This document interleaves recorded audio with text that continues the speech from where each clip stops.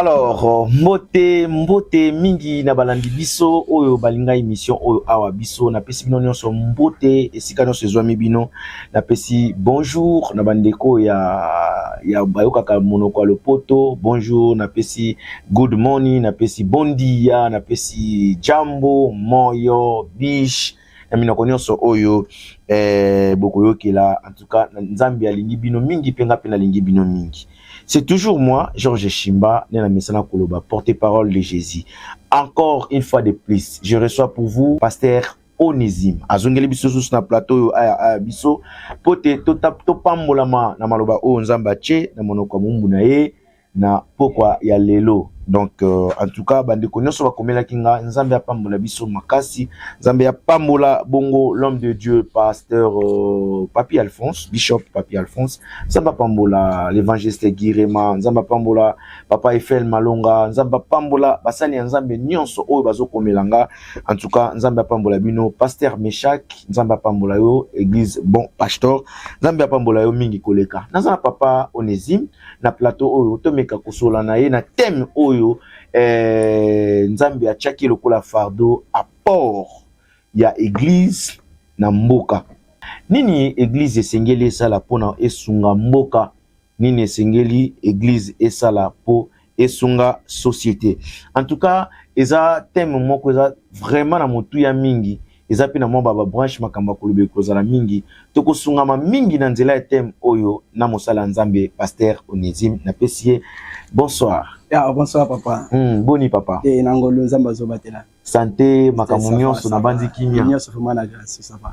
En tout cas biso totondi nzambe pona kozongela biso susu na émission awa biso vike ya bapel ya bandeko bazobenga benga libanda nazwaki pe appel susu ya papa Franck Bukasa nzamba pambolo mingi.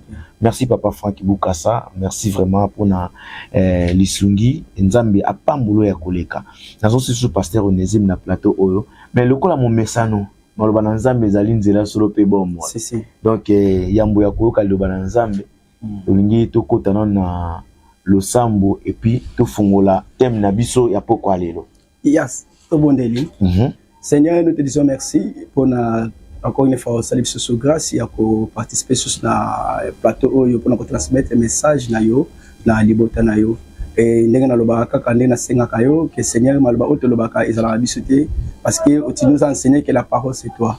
Nango to le karato loba na parle na lokola ba instrument. Na lingi maloba no tant tout bimisa yango bato bazo ya mango ba ya mango pour gloire na yo et se manifester kati na bango. Et force nyos ya incrédule, force nyos ya ba arrière-pensée ou couper sa gloire na yo te repuissant comme sika na kombo na Yesu. Et na soirée ya lelo tika été aussi manifester sous puissamment au pesa biso e boyebi o esengeli pinato yeba afin que to sala makambo o que c'est plus ça motema na yo tika le kuma zenga pa na yo na kombo na stolobi amen amen amen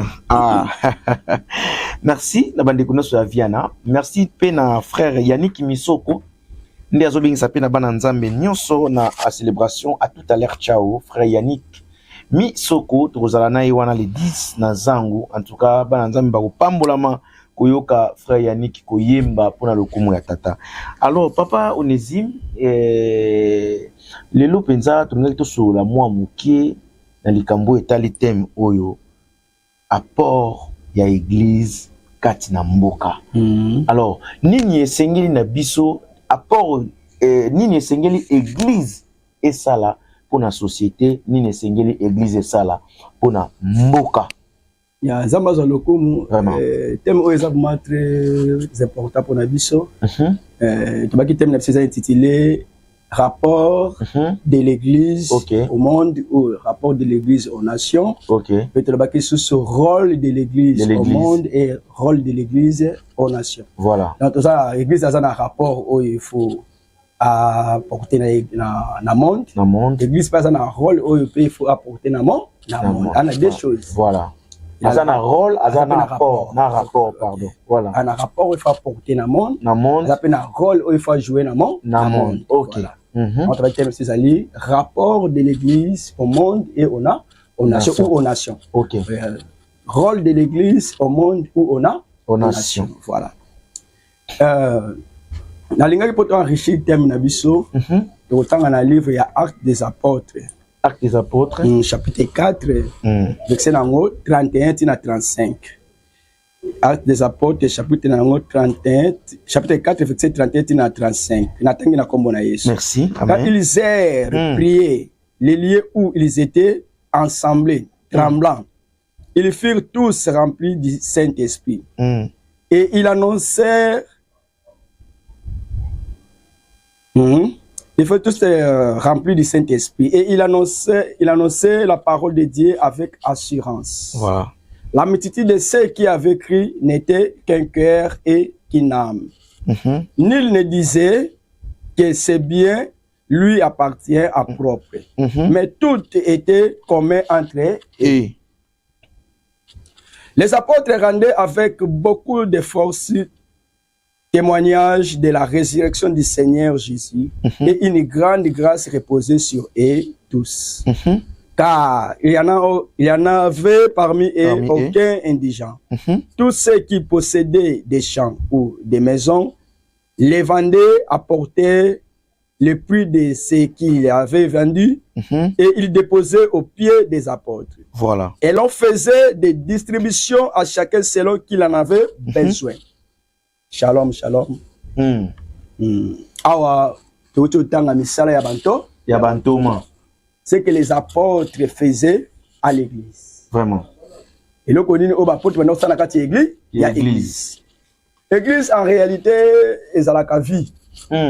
L'église est à la raté, banda ko to tonga yaman ba tol, to tongi ba tol, to cheba brick, te.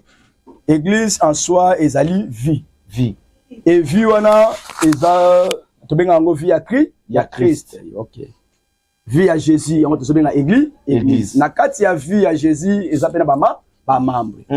Benga vie wana ko ya Christ, ya Christ. Ndetro ba nzoto eza na ba mambo mona boko eza lokolo ezali muto eza babitene belebele yanzo te nyonso eza ko faire partie na corps ya Christ. Église eza bongo. Église sika oto sangana biso nyonso poto glorifier le nom de Jésus et to go bengo ba ensemble. Yango bazo ba bisika o bango ba sangana ki. OK. Bazo ko invoquer le nom de Jésus. Molimo mosanta kitaki asimbi bango nyonso. Et bango nyonso abapotre batelemaki bandi ko panza sango ya Nzambe ya Jésus avec avec assurance. OK. Ba apôtre bazo rendre des témoignages ya liseko ya Christ avec assurance. Et là je vois directement les rapports de l'église. Les rapports de l'église est lié avec les témoignages. L'église a comme rapport il y a qu'à témoigner Christ. Il y a qu'à témoigner les œuvres de Christ. Donc, misala o Christ a sala ki na kati ya bomoina na ye na se ya moi. Et misala nyonso Christ a sala ki na bomoina na se ya moi. Ya ngonde lelo oyo Christ a telemisa ki ba disciple na ye oyo po ba témoigner misala na ye. Premier élément yango wana. Le rapport de l'église. Église ezawana pona ko témoigner Christ. Koloba combien Christ azana makoki ya kosala kati ya bomo ya mutu. Christ en soi c'est la parole de Dieu. Koloba nini o liloba ezala ngona capacité ya kosala na kati ya vie ya mutu. Ba apôtre bande koloba liloba ezala nguya ya kosekusa. Liloba ezala nguya ya kobongola motema ya mutu. Liloba ezala nguya kosala miracle. Ba bitango bande kosala témoignage oyo. Mbisika bazalaki eninganaki. Bisika bazalaki makama minene bande kosalema parce que il rendait témoignage de Christ. Actuellement, bisope to saka na même service. OK. Comme église ya Christ, comme membre ya Christ. Nous sommes là pour rendre témoignage à Jésus qui est la vérité, qui est la parole de Dieu. C'est ça notre mission sur la terre, C'est le premier élément. Deuxième élément, c'est très important. Et ça rôle, il y a église. Église a comme rôle. Et rôle, on a le lot de belé ba ignorakaya yango. Église rôle na ezali ko pratiquer les biens, faire les biens. Alléluia. Rôle il y a église ezali faire les biens. Ko salama malamu. Na d'autres termes kosunga. Yango ndeza rôle il y a église. Comme rapport na ye et ça qu'on rend des témoignages à Christ. Voilà. Comme rôle naïe, ils allaient ko sala malamu. parce que yemoko Christ abandaki ko rendre témoignage ya yemoko. Dans la poste Pilate a ébissié, je suis venu dans le monde pour rendre témoignage à la vérité. Pour rendre témoignage à la parole de la vie. A te poste Pilate peut me colonga ba yango vérité ngo ezani nini yemo na age na yeba ki vérité oh vérité eza maloba oyo molimo nzamba azoloba yango de Christ yango de vérité. Amen. Alors Jésus a yaki a rendre témoignage na maloba oyo eza maloba ya bomoi afin que ba am na biso e bima na maloba ya lokuta oyo nyoka alobaka na jardin oyo kanga ba vi na biso nyoso tilelo. Alors pour to bima na maloba lokuta oyo nyoka alobaka na jardin il fallait maloba ya vérité et yango Jésus ba benge parole oyo lataki nzoto tango aye akomi ko prophétiser pour la vie. Alors bato ba suis accès wana ya kokota na communion na maloba ya Christ nde baza siko na makoki ya kokoma ba membre na ye ya ko transmettre pe sous vérité qui est la vie na monde. OK. Yango eza mission ba pasteur ba prophète évangéliste bado après tu as mission na bango te. Muntu aza na mission pe responsabilité au sala makambo za Saint-Esprit. Mais le kola ya za esprit. Et problème eza apona biso ba physique za ba humain batu. Yango na Saint-Esprit apona qui les 5 ministres, c'est-à-dire aye azui ba apôtre oyo yemoko Christ apona qui après abakisi pasteur, abakisi prophète, abakisi évangéliste, pas abakisi ba docteur. Atie bango sur na service oyo bazo travailler lelo na gouvernement ya grâce. Na kati ya église ba rendre témoignage ya na parole ya Nzambe. Côté kuna baza na 9 sur 10. OK. Ba travailler kitoko. Bazo travailler pe kitoko na lelo. Ba rendre témoignage parfait. Kitoko. Basali musala ba. 8 sur 9 sur 10. Batei malamu Jésus. OK. Bato bayeba ki Yesu te bayebi Yesu. Côté kuna coup de chapeau. On a vous avez reçu votre mission. Vous témoignez bien Jésus. Mais deuxième côté, c'est un rôle ya église. Côté kuna ba 0 sur 10. Ah papa 0. Je te dis mon frère, 0. On est là. C'est une vérité. Ata DT. Te, ba suis pendant 0 sur 10. Na rôle ya église. Muta sali likambo ndenge sengeleli azate. Ba suis 0 sur 10. Mais eza moko ya likambo lukeli bango problème lelo na royaume pas ya Nzambe eza côté ya rôle côté ya témoignage baza na problème té. OK. Témoignage eza théorie. Voilà. Ba prophétiser, ba lobby, ba sali makambo selo la parole ba lobby ba pandi sango. Vraiment. Si qu'on a rôle eza pratique. OK. Na rôle il faut qu'on na action. Osala likambo ndenge se esenge kuna esengo lobate. OK. Kuna esenga o pratiquer. Yango bisika toto tanga kuna acte des apôtres. Kuna balakisi biso mutu oyo. Jésus a tikela ki responsabilité ya église. Comme on a ezalaki apôtre Pierre. Azola baboye Pierre. Ngana okende. Est-ce que yo ko batela bampate na ngai? Atuni Pierre 3 fois sur Pierre alingaka ye. Azo linga mona bolingo ya Pierre par rapport ya batu oyo ko tikele na église. Pierre alobi me Seigneur mutina oyo mo travailler ngai. Yebi makambo nyonso. Oyebi soki na linga ko to na linga ko te oyebi. Atuna ye 3 fois Pierre est-ce que linganga parce que responsabilité na otikela yo eza likambo ya rôle ya église. Est-ce que yo ko zwa makambo ndenga na otikela yo na église? Mais gloire au Seigneur. Apôtre Pierre a salaki makambo lolenge esengeli. Okay. Il avait accompli sa mission. A sali makambo ndenge Seigneur a pesela ke responsabilité.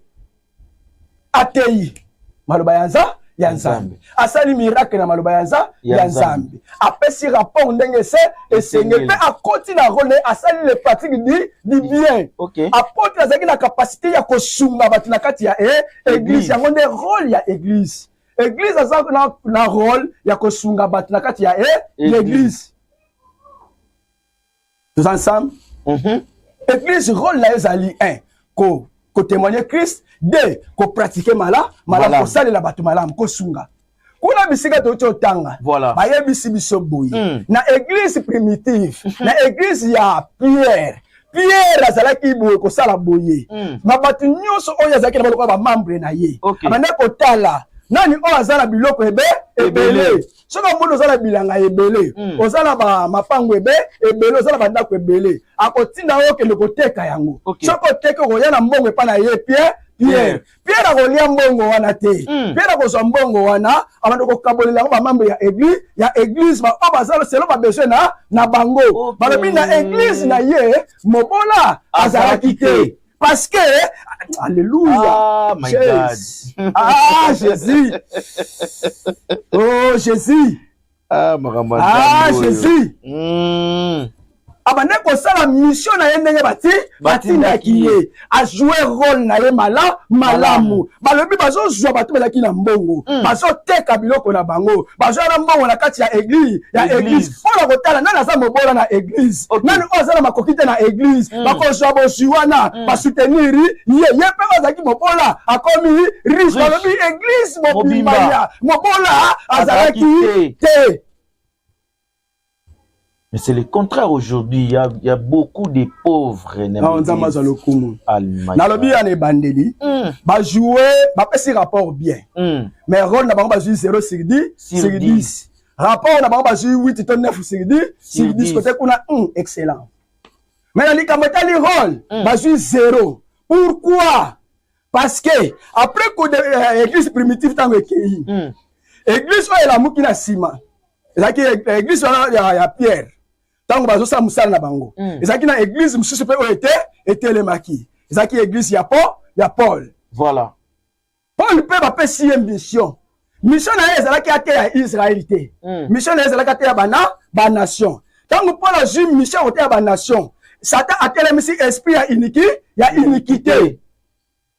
Je me rappelle ba quelque part dans la Bible que ministère ya iniquité c'est bas et bandit déjà.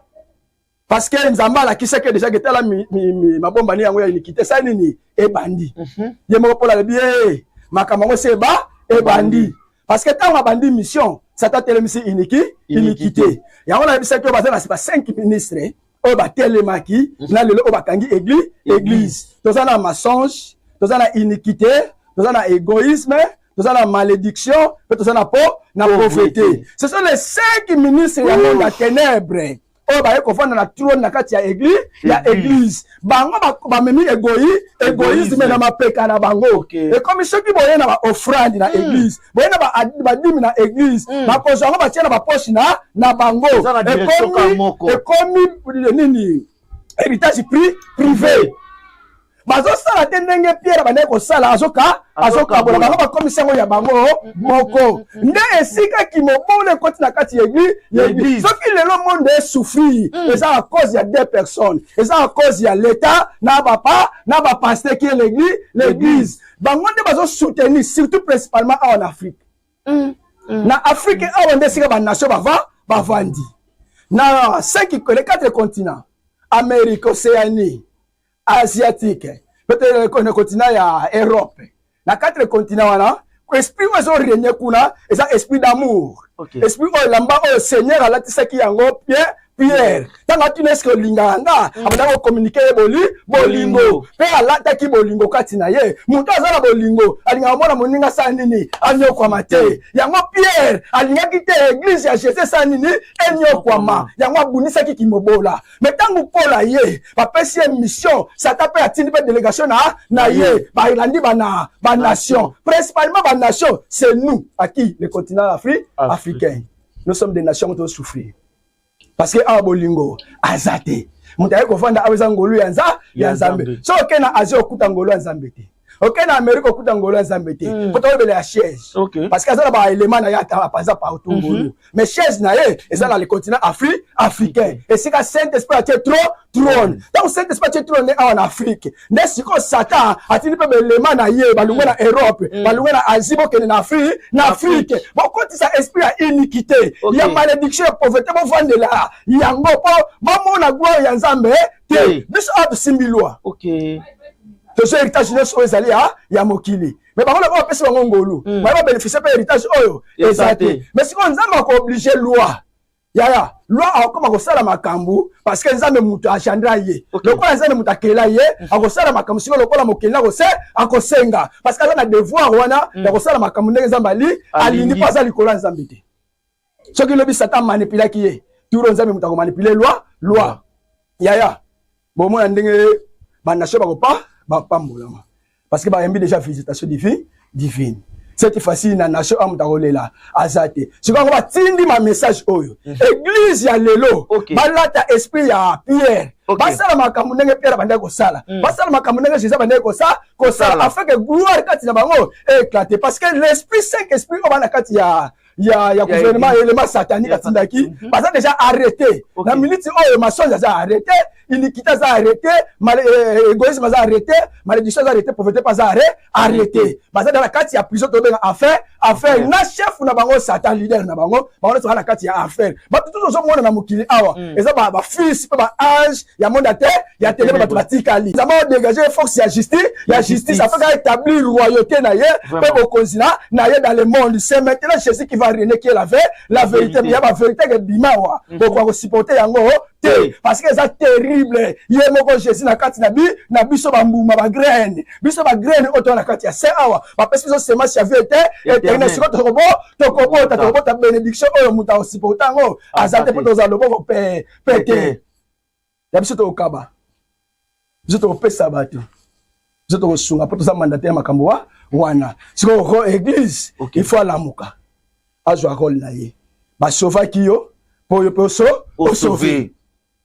Est-ce que tu es ensemble? Parce que tu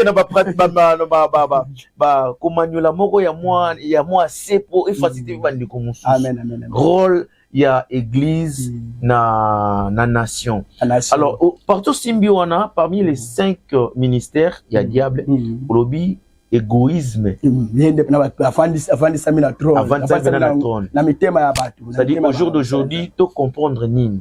Qu'est-ce que le pasteur voulait dire par là? Le pasteur, tout le monde a un esprit à égoïsme. C'est-à-dire Nzamba malamu. Omona tango tozali baba ke zaki na couper na ça. Autre bana ko te na chambre to te on le bateau ya batol. Makambo zaki na ba parabolisation na ba parabole to bango ouvertement parce que le temps est arrivé. Voilà. Muta siko bomba sima makambo asate poto comme la gloire ya Jésus qui est la vérité. Ce qui vérité le bamité. Ya changement pe moyo kota. Exacté. Vérité aya pas même ma révolution la carte ya ba nation. Vérité aya pas révolter biso. To demeurer na yé afin tout le monde a gloire ya Nzambe. Alors muta afani na vérité a osala makambo ndenge c'est et c'est que bango bande ko sala makambo mabe bando mona ngo malamu c'était par ignorance pour ça il y a le kuta pardon mais maintenant la vérité aye a fongola bango misu ceux ba sosoli bo mona na église bo bola moza lisusu exact et longo ni ba pasteur lelo ba osala ko ba bimana kati égoïsme ba banda suko kanga lipamboli te pona bango. OK tango Nzamba tindi lipamboli na kati église pasteur azwa lipamboli na kitango tina seti na bandimi omoni bandimi ya to sa to so ngape batuti est-ce que ngombe to pe ba nyama oyo berger azo ko batela est-ce que ba nyama wana ba dépendre na nani na berger neti David na ba boko ba mpate ya mama ya papa ni na Zamba ba na ko dépendre na David oui ce qui ou salinga simba ngo David a protéger rôle bango ça va protéger bandimi na bango. OK ba protéger bango na mambongo ba protéger bango na makambo ya spiritualité ba protéger bango na makambo nyonso ce qui les pambole côté l'église to mbongo côté l'église et ça pour la pastorité. OK Nzamba pesi yango pour pasteur missionnaire bana kotala banani bazo souffrir l'église pour bana ko soutenir bango afin que pe ki mobola elungwa ndenge elungwa na église ya apôtre Pierre parce que l'église ne peut pas bola bazalaki la tactique on Nzamba pesi ya ko kabola bozui na ba ndimi na ye po na kabola bozui na ba partenaire na été ana kabola bozui na ba ndimi na ye yango mona ke anani na Safira tanga ba teki lupango ba na lokuta basinda mabongo babombi lupango babombi nda mabongo babi otome manda mabongo pa ya apôtre tango batuni bango mbongo botekela lupango yango bandimi Nzamba yebi ke bateka yango 100,000 peut-être mais ba na 50,000 50,000 che wapi babi ote biso Nzambe lai totekeka na 50 mais Nzamba bateki na 100,000 wolo ba 50 allez pou akufi sur place mbongo lupango na we moko mais okufi lelo ba akufa na nzoto te parce que boma batu na molimo finance na bango ezokufa parce que bango bakangi bénédiction bango moko pe bazo mona ngo kezao na kati ya vérité mais on ba kango na poste ya lokuta seli ba libérer bénédiction no bona na église ça nini elungwe gouvernement pendenge moko ye paso kanga bénédiction na ya yete Ok. ya za gérant ya bénédiction na ya peuple ole na bangani liwa ya seku de yele le ya nango ko na ngoti na libela na banga ni père mamu ni wase ke babi lelo prison lelo mamu na otika li éternellement awa azate so noto kufa alors si on prend la vérité na pas nzambe na banga na mutu moko te atoza no président na bango te na lia pena na una OK na tapena mukili yo mutu sala pena za la mukili mais ni na ko mali pa mo na ba check yo na mukili mais na ba check na mukili za ba beso on pratiquer justice et non pas pesa ki yo za yote et puis yo mo pete mi check ki président biso to photo to check yo président kabona na biso tous ensemble kabona na biso mu comme ça on la muka to yindisa so ko kabona c'est-à-dire so ko kabona biso te esprit mo ya lata biso wa to tomboka ba binga ne ba bengala ba mindele na époque ne to bengala ba président mususu awa bakokiba bakotika pour pouvoir parce que révolution makasi ko ekota parce que bango to tsaki bango to banyoko la biso to za ba collaborateur et puis ça bango héritage ba hériter ba contrôler héritage nous avons le droit de cet héritage voilà il faut pas saper biso ya yango nana wa ba misala yemoko biso na sonda basala nini asala biso biso yo leki ngala ndeni vraiment ese ni nzamba yebiso ko benaki yo leki ngai exacté bosiko ba jéro sata sali nda sa ba organisation na yewana akabali kabali ba département na ye il a sa makambo pe na ndenga bien abado sa wana makambo ya parti prix abo mona batu ba spécial kolega batu mususu ona minute mudaleki mutawa azate so ko leki ngako kufa te so moni pena yo leki ngai ko kufa na yo so ko kufi o bina pe solo leki ngai lelo moko te bosiko to sa makambo ndenge sengeli église to sa makambo ndenge se sengeli pasteur prophète apôtre évangéliste docteur sa makambo ndenge se sengeli po yonda mataka po sa ma facteur to sa bisote comment c'est petit ko ba lo ba biso so to pesi yo ezali pamboli mais yo mo pesa biso ezate sa malédiction na affection nini o lo ba na biso ngenda ba pambola biso to si to pesa biso ba pambola biso po ni yo mo pesa biso pete ponza masani ni apambola yo oh ça c'est la vérité. Amen. Amen. Bakama facile. Amen. Donc ça m'a quand même laissé essayer. On peut faire de l'autre temps pasteur mususu. Ouais. Papa le thème de l'éternel on a pasteur l'éternalité. On peut faire temps pasteur mususu. Même tout le temps ça va y a dans l'église, même dans comme pasteur. Amen. Afin que ça la volonté yanza volonté yanza mais ça to ça m'a kamude ne pierre ça asalaki. Oh amen. T'as les pauvreté, t'as les malédiction, t'as les injustice, t'as les égoïsme, t'as les makamna yama yamabe. To koti la gloire ya Nzambe. C'est ça qui coûte Satan d'abandonner makama le lance na lifela zosika. Nzamba pa. Parce que yo tika le okima wa. Donc na tout na biso ba fidèle ezake Nzamba pa mo. Ça qui appelle ça malédiction boni boyeko. Yo zaka Nzambe. Yete yenga ndefuna pesa. So le pas zo misela ngai ali ko zo ngisate. So ki na bele ayeka ka Nzamba sanini apambula yo. Na kapena besoin mbona mina baki. Bakisi ponga na lona kifuna bu nabuka na lona tena buka awa na se na lona ki awa na église so ngisela pe biso ya biso na ngo besoin to kena bino bongo o muta ali kolobe ya muto awa asate po yo muto salanga te est-ce que Nzamba ko sala pe na poza likolo nanga na ndeni donc so yo zaka liboso ezaka ngolu oh ye mo mpenza basali yo ke yo zaka liboso pour gérer héritage oza bapeso banda oza no gérant tout à fait gérant oza pe mwana musala vraiment oza patron na biso to mwana musala na biso amen et que mwana musala vanda na place na yo OK et ça to yo mwana musala oza place na biso ya ba patron na yo to be bana ba patron na yo OK parce que biso to ba fruit to ba grain to ba to fisa semence donc to grain to fisa semence yo poso nyoko langa te OK poso nyoko langa ndeni ndam na peso semence.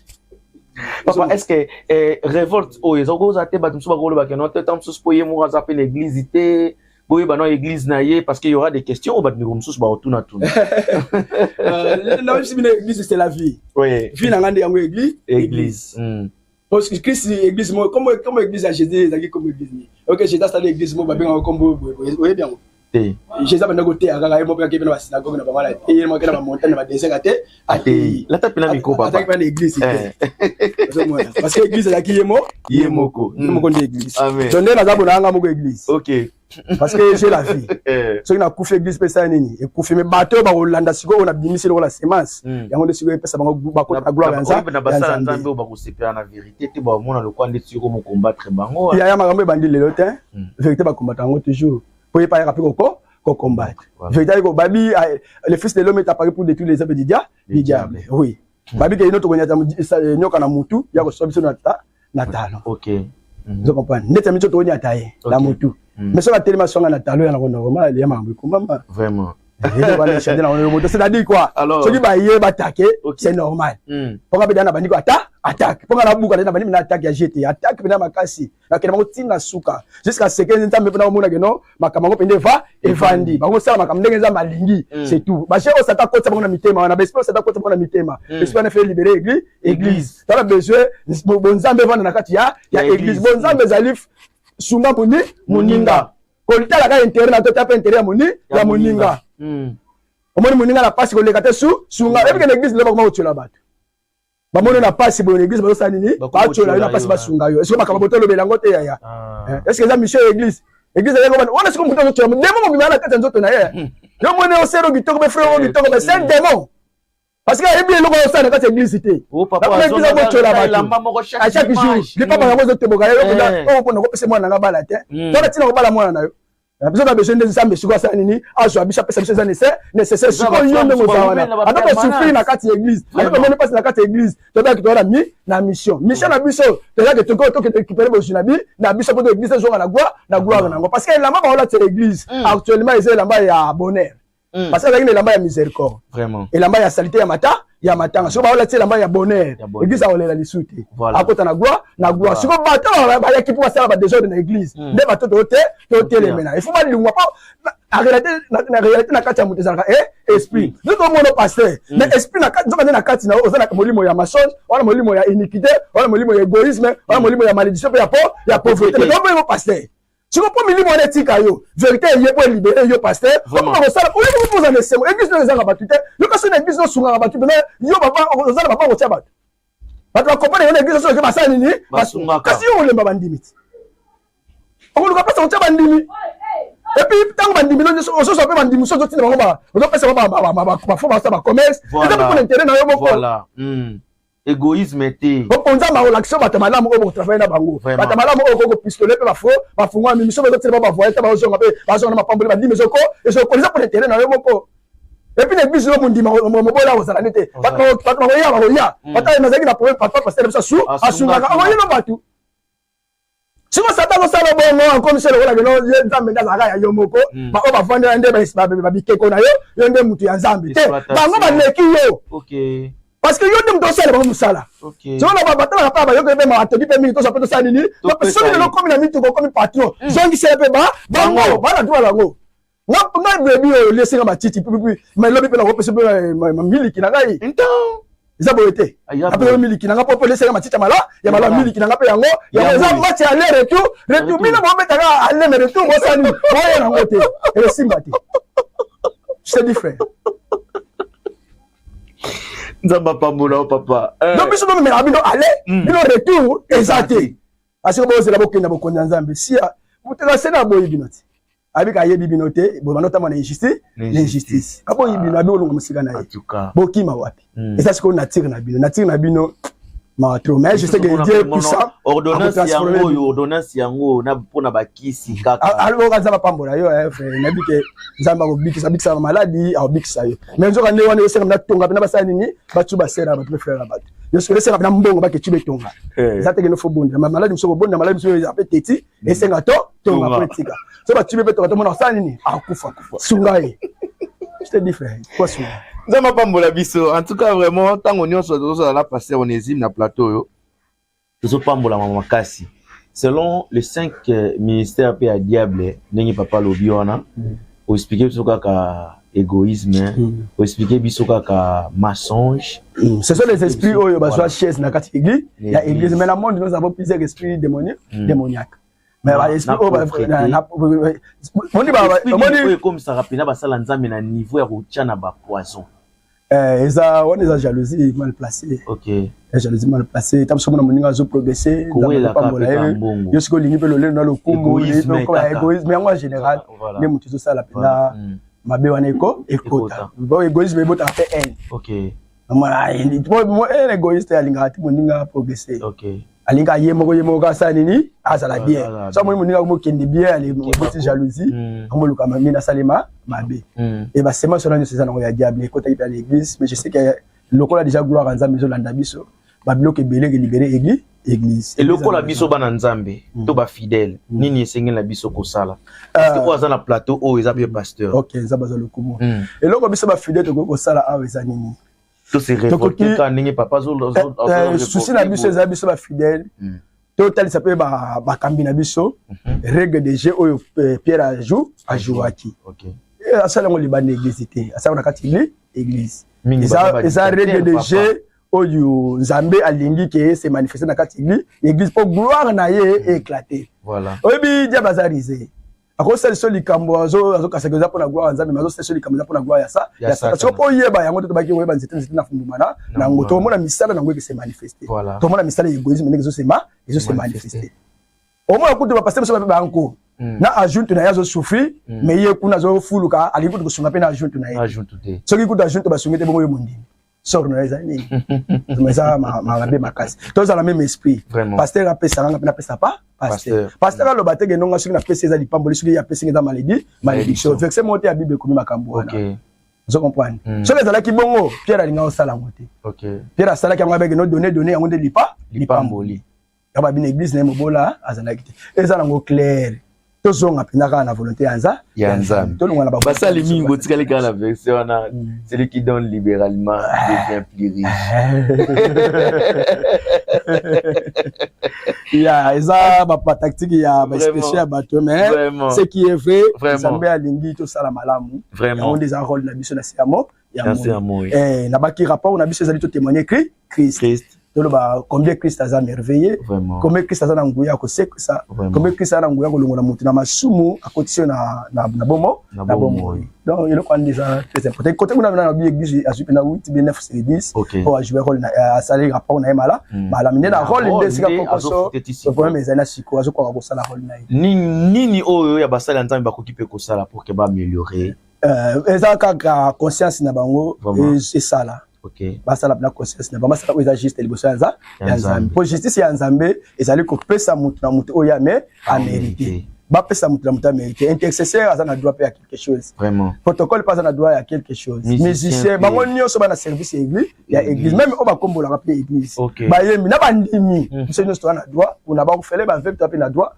on a parce que sur le terrain partage ya dim on fait là na droit veut pas na droit mais le pasteur a comme ça dit mais salaire na yé personnel non moko na zo eza yé moko te 10,000 fois to kabolango na ba fele to kabolango na ba veuve to sunga to kabolango na ba fele ba veuve surtout ba boto peto na ba fele ko to travailler bango na kati église c'est la belle ba ba boya na ngo na kati église pour église nzale sa nini elungwa soki eza te ke nzala ngo église ngo ndeza yo pasteur te église eza biso nyonso dans l'ensemble OK ne to former église wana je comprends ezaka yo moko te tango ye nyonso ye bongo to sa nini to kabola ko comme ça on eza malédiction avec ça nini l'acceptation na vexé ezaki notre le pasteur a joué suni mondimi na c'est la malédiction exact zo to la so ya pasteur na biso ya Pierre ko mondimi na ngako esikoke na mbongo na ye moko mondimi na ya mbongo na ye moko asoma le pongo nza matoko le mettre vérité to ba vérité mabomi ye ba mettre mabomi ye pena le mbongo na ye moko vraiment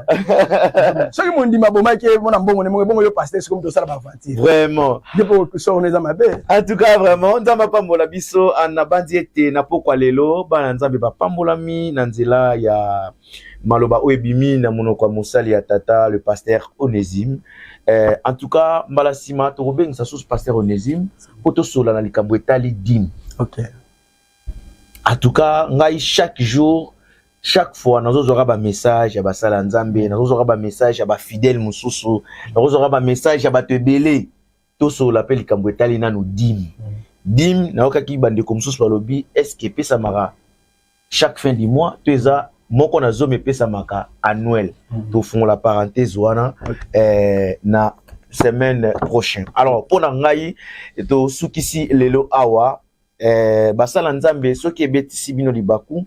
En tout cas, bolimbisa pe nzambe apesa bino esprit ya discernement pour que to baneni ya kobongisa po rôle ya église ezala respecter et puis apport ya église rapport ya église ezala respecter et ko zala lipamboli pona biso nyonso. papa soki eza na bato bakoki kozwa susu mwa mbote lelo lokola momesano kaka napesi babene nyonso kore ya Christ mbote bandeko nyonso oyo toluka Yesu butu pe moi Nzambe asalini apambola bino ciao ciao.